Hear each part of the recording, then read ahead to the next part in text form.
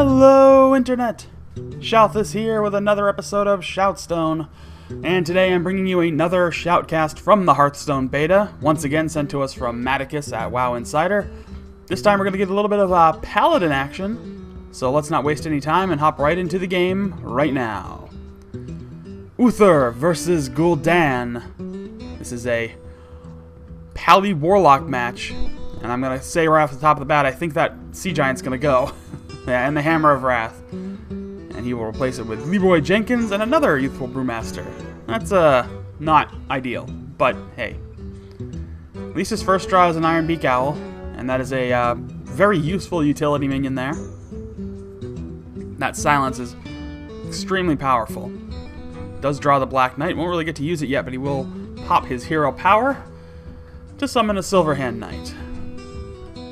Those knights, basically just little 1/1 disposable minions, which can be kind of handy, just to get the numbers out there, especially if you have cards that are affected by the minions that you have in your, in play. And two little generic disposable minions. I think, for the sake of this, we shouldn't keep them disposable. We should give them names. I think we should call the one on the left Frank, and the one on the right, George. Frank and George, the Silverhand Knights. So that Novice Engineer goes into play, gets a card draw, and he's going to use the Brewmaster to return it to his hand. So a small graphical glitch there, but the card is in his hand. Hopefully he'll be able to actually see it and use it. Alright, but the turn goes back to the Warlock at this point. So they've taken one minion out, and unfortunately George has died. I completely underreacted to the fact that George is now dead. But Frank is alive. Oh, and a Twilight Drake hits the field. This could get ugly. But there are options available. So, quick minion trade there. And now it is Frank standing alone against the mighty Twilight Drake. It's like Skyrim in card form. We'll play that Twilight Oracle. Grabs a couple of cards. He does get that Ironbeak Owl again, and those Ironbeak Owls will actually serve to be very useful in completely neutering that Twilight Dragon, and Frank bravely slays the mighty dragon and dies. So, now you saw there, the Warlock player the hands were a little too full, so he could not get anything out of there, and actually had to, unfortunately that draw was destroyed. But does drop a Summoning Portal, gets that Sen'jin Shield Master into play for cheap, for only 2 mana. So that Summoning Portal can be a problem if you let the Warlock have it up for too long. But let's see how Matticus wants to respond at this point.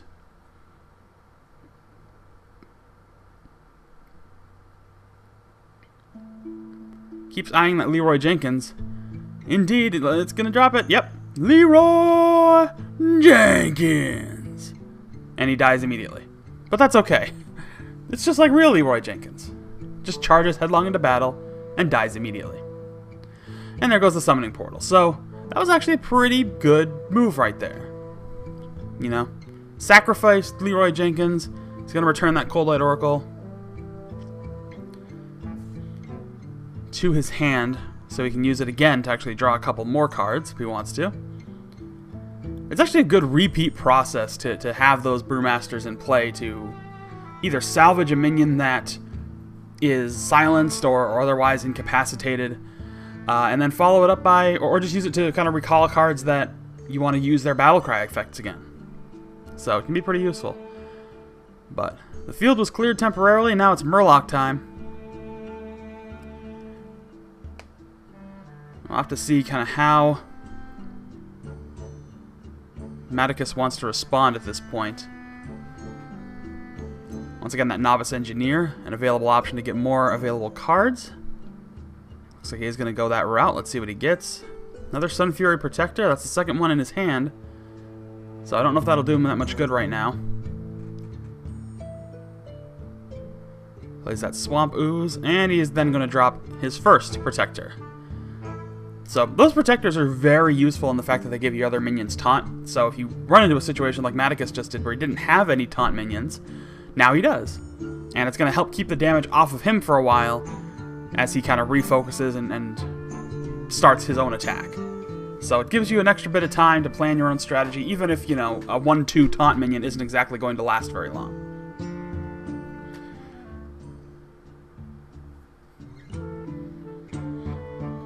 So right now, some good play by the Warlock to keep the field a little clear. But we'll have to see exactly how Matticus wants to respond at this point, and kind of how Gul'dan, who I've completely ignored, is actually being played by a player named PYable, it looks like. Alright, he cast Gelbin Mechatork and the Poultryizer.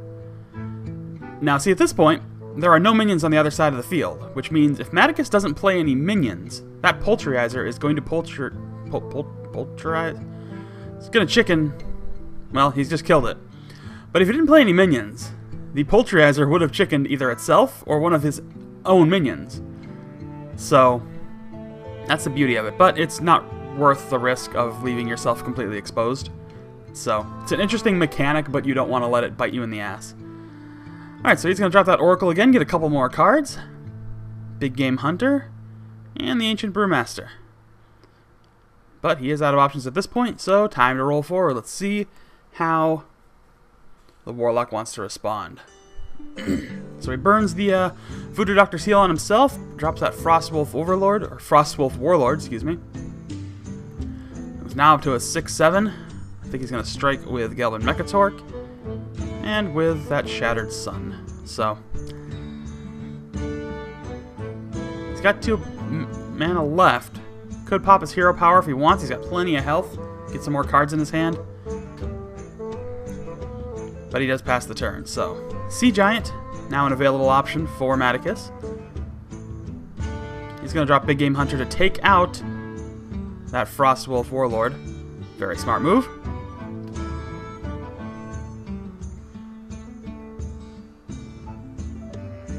Now it's just a matter of deciding kind of what he wants to do here. And I mean, he's got a ton of options. I mean, look at the hands here. Both of these players have huge hands, lots of options available to him. I mean, there's really a bunch of different things they can go about here. That Black Knight he has in his hand is a very useful minion if there's a strong minion with Taunt on the field. Alright, looks like Matticus is going to drop that Silver Sun, or that Silver Hand Recruiter, and alright, so again, drops his last Protector, so that'll give him some taunt minions out there, which is very handy, again, like I said. Now the Warlock player going to try and clear the field. And heals it back up with another Voodoo Doctor. So that kept the damage off of him for a while at least. And that's really what you got to try to do. Brewmaster comes in, he's going to recall. Send out the Farseer. So, things are starting to tilt a little bit in the Warlock player's favor. But there is a lot of game left. Believe me.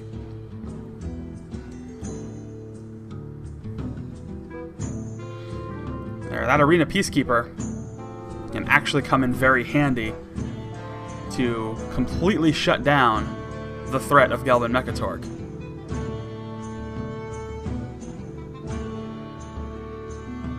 Aldor Peacekeeper, I'm sorry, I called it Arena Peacekeeper. There's the King, Lord of the Arena, or King of the Arena, which is a completely different card. And here comes the Sea Giant. He goes smashy smashy. Alright, so things are starting to tilt ever so slightly back the other way. Still not completely yet, but he's definitely overcome a lot of obstacles that are in his path right now. He's going to reinforce yet again, and pass the turn. So we're still, I mean, we are on the 10 drop right now, but we're still fairly early in this game because there's a lot left. That seemed, I guess he was just sort of throwing away Gelbin Mechatork at that point. Did 1 point of damage to the Sea Giant, but right now, Matticus is a little behind on the back foot here because he's down to 12 HP, despite the fact that he has a slight minion advantage. Oh, wow. Hellfire. That'll do it. Oh, and Soulfire to clear the field. And it does cost him Imp Master, but okay. Well, here we are again. Matticus down to 9 HP. So he's going to have to play some interesting stuff. He's going to drop that Guardian of Kings, which will give him 6 health. And drop a pretty strong minion on the field. We'll have to see how else he wants to reinforce this, because it did clear the field, thankfully. He's going to drop that Oracle once again to get a couple more cards. More cards for everybody, though. And this is actually kind of a useful strategy, using that Oracle, because if you look at the Warlock's deck, he's starting to run out of cards. And if he can push the Warlock into fatigue, that's the word I was thinking of, or trying to think of. If he can push the Warlock into fatigue, then things could be good. So Equality will change the health of all the minions down to 1. And he is going to use that to make this a very interesting exchange. Let's see what he decides to do. So he's going to sacrifice that Oracle on the Sea Giant. And take some damage away from the Warlock. And recall that minion back to his hand once again. So this is a smart Brewmaster deck that just utilizes that returning mechanic to really regain a lot of benefit. Because that card, you know, once he drops it again, it's going to heal him up once more. Alright, so he's going to Power Overwhelming. And Shadow Flame. That was very handy. And Drain Life. So the field is clear again. This Warlock's doing a great job at keeping the field clear. That's going to cost him his other Power Overwhelming. To play that Succubus. But, again, cards are starting to run a little low for both players, as a matter of fact. Here comes Illidan. He's going to drop a... every time another card is played, so it's all a matter of timing here. You play Illidan first and start playing cards after it, and you get more and more Flames of Azzinoth.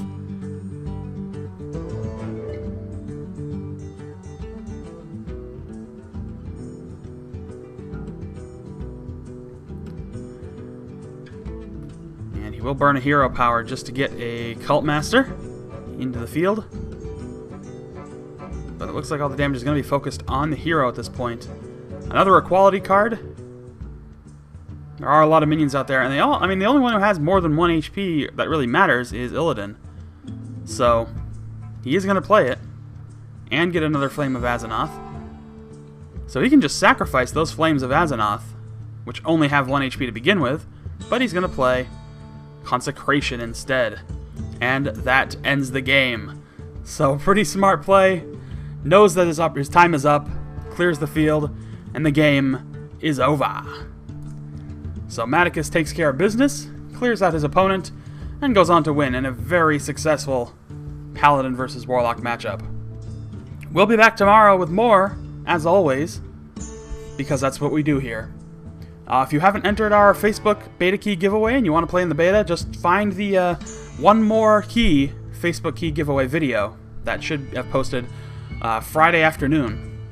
Grab that and check that out and enter so you can get in. I only have 1 key left and I want to give it to somebody who wants it, so make sure you enter that contest. But again, that's going to do it. If you like this video, make sure you leave a like, comment, and subscribe if you want to see more every single day. Also, you can find me on Facebook and Twitter. Facebook, obviously, but Twitter, not so obviously. But you can find the links in the description below. So thanks so much for watching, and I will see you all next time.